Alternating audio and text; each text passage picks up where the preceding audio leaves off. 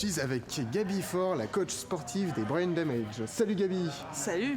Est-ce que tu pourrais nous expliquer ce qu'est le roller derby? Alors en fait, le roller derby, c'est un sport d'équipe, tout d'abord, qui vient d'Amérique. Donc il y a deux équipes qui s'affrontent sur une piste ovale. Et en fait, le but, c'est qu'il va y avoir 5 filles de chaque équipe en même temps sur le track. C'est le nom qu'on donne à la piste. Ouais. Il y en a une qui va avoir une étoile sur sa tête. Et en fait, c'est elle qui va marquer des points en dépassant les 4 joueuses adverses. Elle va marquer 1 point par joueuse adverse.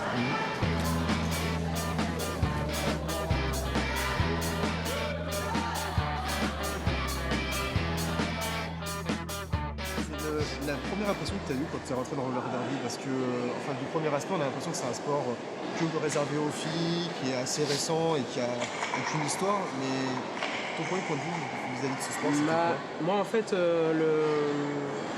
on m'a pas amené ça comme c'est un sport de filles. On m'a dit il y a une équipe homme qui cherche, une équipe homme à Toulouse qui cherche des joueurs.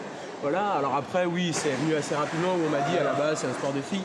Mais de filles, entre guillemets, hein, parce que c'est pas. Non, je ne le vois pas du tout comme un sport de filles ou de garçons. Pour avoir vu des matchs de haut niveau de filles et de garçons, c'est deux styles de jeu complètement différents, mais qui sont très plaisants à regarder aussi.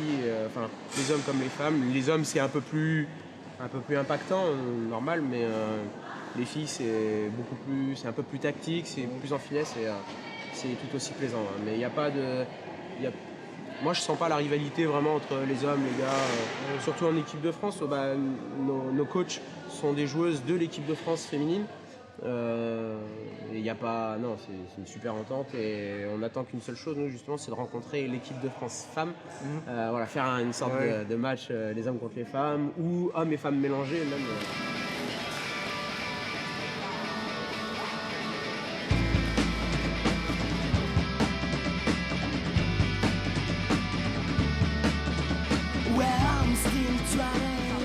Du coup, alors comment est apparue l'équipe de Brain Damage à Angoulême? Donc l'équipe, elle a été créée en 2012, 2011 même, en début d'année, en septembre 2011, avec un groupe de filles qui voulaient se mettre au roller derby et du coup il n'y avait pas encore d'équipe sur Angoulême. Donc on était au sein du club des patineurs d'Angoulême. Donc on a eu vite un petit groupe, un petit noyau de filles qui étaient vachement intéressées par ce sport.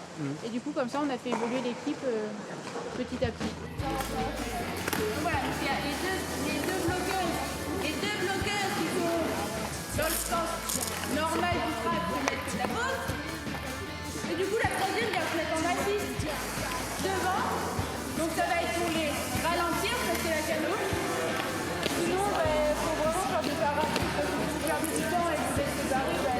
Alors, de retour, je suis avec Arnaud, surnommé Arnaud Futur, avec qui je vais discuter de l'esthétique du roller derby. Alors, est-ce qu'il y a une esthétique particulière sur le roller derby de manière globale? C'est une bonne question.